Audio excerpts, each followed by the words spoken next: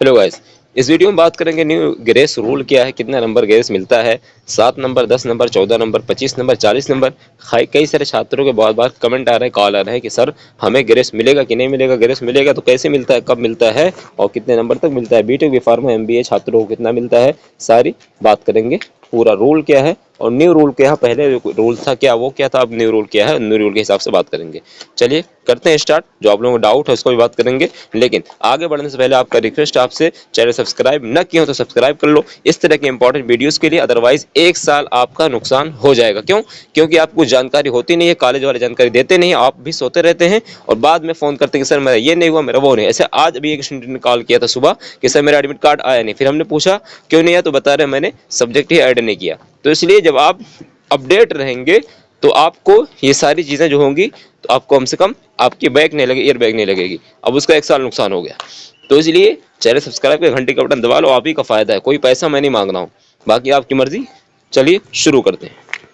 देखिए एकेटीयू ने official notification जारी किया था, इसमें क्या मेंशन है, इसमें सारी चीज़ें, लेकिन ये डेट कब की है यहाँ पे सारी चीज़ें देख लीजिए। बाकी इसमें क्या मेंशन है, 2016-17 लागू सीबीएस सिस्टम आर सीरीज पाठ्यक्रम तथा 2018-19 से लागू, यानी के सीरीज। उसके बाद कोई रूल एकेटीयू ने नहीं जारी किया, यानी यही रूल है। इसमें क्या मेंशन है, अगर आप 16-17 बैच वाले हैं तो उसमें कितना ग्रेड मिलता है, यहाँ पे देखिए मेंशन है, student admitted for choice based credit system from session of 16 to 17, यानी अगर 16-17 वाले हैं तो उनका क्या रूल है और बाकी आगे वाले जो है उनका क्या रूल है बताते हैं। 16-17 वाले स्टूडेंट, अगर आपका बीटेक 4th ईयर है तो आपको 7 नंबर ग्रेस मिलेगा, बी फार्मा है 7 नंबर ग्रेस मिलेगा, और बाकी एमसीए है तो आपको कितना मिलेगा, एमसीए है 7 नंबर मिलेगा, एमबीए है तो 7 नंबर मिलेगा, 2 साल वाला एमबीए, और 5 साल वाला एमबीए 7 नंबर ग्रेस मिलेगा, और बीआर के तब भी 7 नंबर ग्रेस मिलेगा। लेकिन एमटेक है तो आपको 5 नंबर, एम फार्मा है 5 नंबर, एम आर्क है तो 5 नंबर ग्रेस मिलेगा।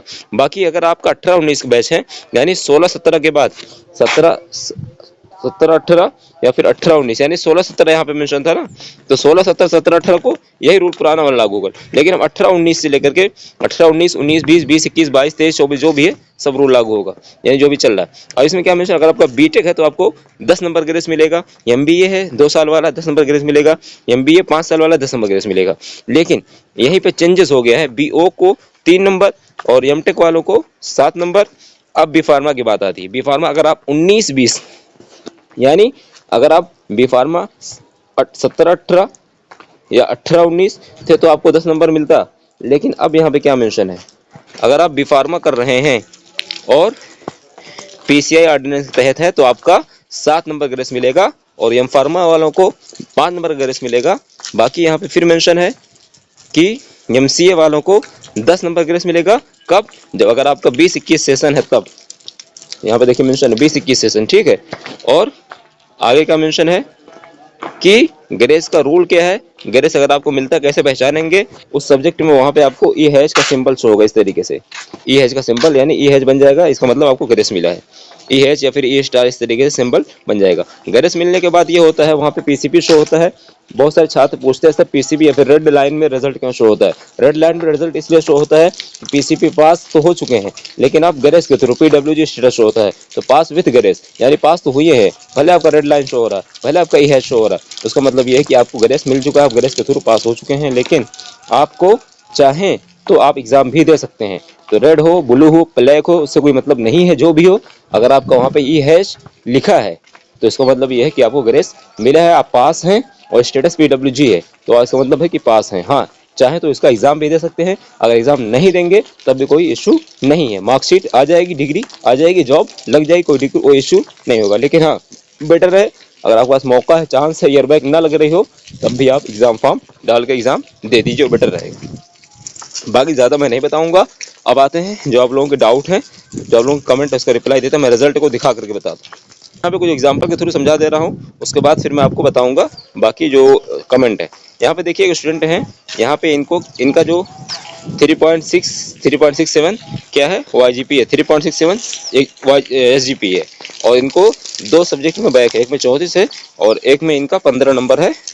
तो इनको ग्रेस क्यों नहीं मिला है, क्योंकि इनका जो 8 सेमेस्टर का जो SGPA है वो 5.83 है, यानी इनका YGPA अगर दोनों मिला करके 10 हो जाएगा, 10 या ज़्यादा, उससे ज़्यादा नहीं हो रहा है, यानी दोनों अगर जोड़ेंगे 5.83 और ये कितना है इसमें 3.6, तो 8 9 पॉइंट समथिंग हो रहा, ठीक है, यानी 10 पूरा नहीं हो रहा, इसलिए इनको ग्रेस मार्क्स नहीं मिला है, क्योंकि इनमें इन्होंने क्या है, वाईजीपी इनका कम है। वाईजीपी अगर आपका पूरा हो रहा है 10 नंबर 10 या फिर मोर देन 10, तभी आपको ग्रेस मिलेगा। ये भी एक रूल है। आगे क्या मेंशन है इन्होंने, इनका देखिए 4 से 5 बैक है, इसलिए इनको ग्रेस नहीं मिला, क्योंकि एसजीपीए इनका कम। हाँ, अगर मान लीजिए इनकी भले 4 बैक होती, इनकी 4 बैक हो 5 बैक हो, लेकिन अगर ये जो वाईजीपीए है एसजीपीए ये 5 होता, और ये किस सेमेस्टर की बात हो रही है 5, और 6 सेमेस्टर में भी इनका जो है जो एसजीपीए वो कितना होता 5 होता है। जैसे इसमें इनका 7 है और इसमें अगर 5 होता, 4 नंबर की बैक होती, यानी 4 सब्जेक्ट में बैक होती एक एक नंबर से, तब भी इनको ग्रेस मार्क्स मिल जाता, पास हो जाते।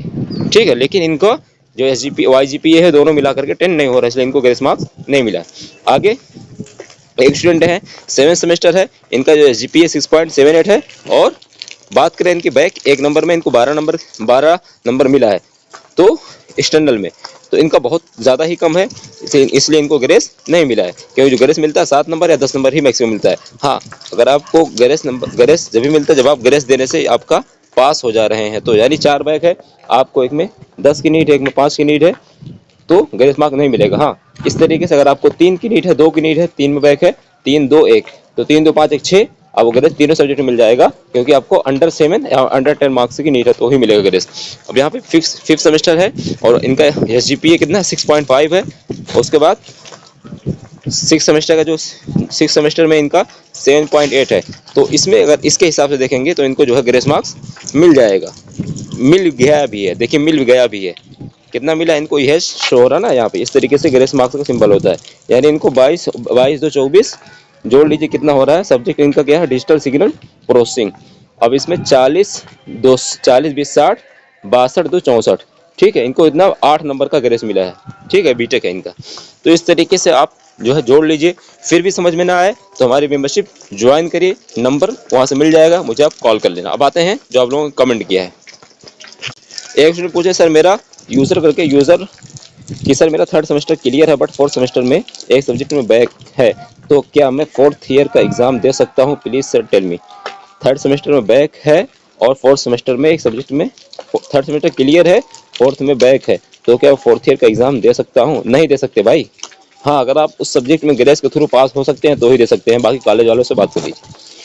उसके अलावा कह रहे हैं फिर आगे कि please tell me, please sir मेरा 5th सेमेस्टर भी क्लियर है बट 6th सेमेस्टर में 2 बैक है। 5th क्लियर है 6th तो आप 4th ईयर दे सकते हैं, लेकिन अगर आप सेकंड ईयर क्लियर है तो। उसके अलावा हसन पूछे सर 3rd सेमेस्टर का एग्ज़ाम कब होंगे? कोई ऑफिशियल डेट नहीं आई है अभी, इसलिए डेट फिक्स नहीं बता सकता। अगर आपको फिक्स डेट जानना है तो डायरेक्ट वीसी को फ़ोन लगाओ, उनसे पूछ लो। मैंने 2-3 बार वीडियो भी बना चुका हूँ, परेशान ना हो। डेट फिक्स नहीं होती, कोई बता भी नहीं सकता, चाहे कोई भी यूट्यूबर हो, कोई भी हो, एकेटीयू का टीचर ही क्यों ना हो, चाहे वीसी हो भी शायद नहीं बता सकती, मीटिंग होने के बाद ही डिसाइड होता है। तो इसलिए परेशान ना होइए, जब भी डेट फिक्स होगी किस दिन से एग्ज़ाम होगा बताया जाएगा, लेकिन हाँ ये फिक्स है कि फरवरी या मार्च में होगा। उसके अलावा पब्लिक करके पूछ रहे हैं कि जो है इस बार स्पेशल बैक पेपर नहीं हुआ था भाई। ठीक है, जब भी होगा तुम स्पेशल कैरी, बट ठीक है इस बार हुआ नहीं, एक बार हुआ था। अगर कोई अपडेट आएगी होने की तो वीडियो अपलोड होगी, लेकिन चांसेस नहीं है। उसके बाद सर MBA 3rd सेमेस्टर का एक पेपर कब से होगा? भाई शेड्यूल आ चुका है, अगर शेड्यूल में आपका शेड्यूल है उसमें तो होगा, अदरवाइज फरवरी या मार्च में होगा। जो शेड्यूल है टाइम टेबल उसमें अगर आपका डेट नहीं है तो फरवरी या मार्च में होगा। उसके अलावा मुकेश 3rd सेमेस्टर बैक है, उसका फॉर्म अभी भरा जाएगा क्या? बिल्कुल भरा जाएगा, परेशान होने की ज़रूरत नहीं है, फॉर्म ओपन होगा। तो ये सारी अपडेट थी, आई होप सारे डाउट क्लियर हो गए होंगे। फिर भी कोई डाउट समझ में ना आया हो तो मेंबरशिप ज्वाइन करो, नंबर मिल जाएगा, कॉल करो, बता देंगे, या कमेंट करो, नेक्स्ट वीडियो बना देंगे।